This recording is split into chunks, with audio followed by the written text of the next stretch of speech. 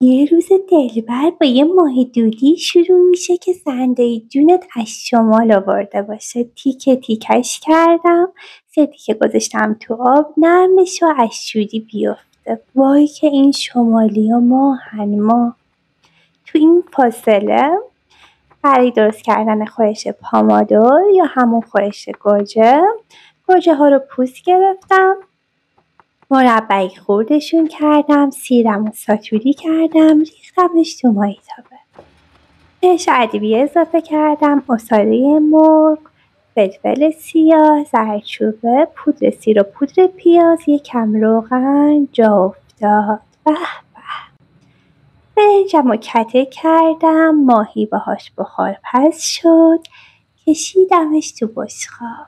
وای که چه ترکیب خفنی، نوش جونتون.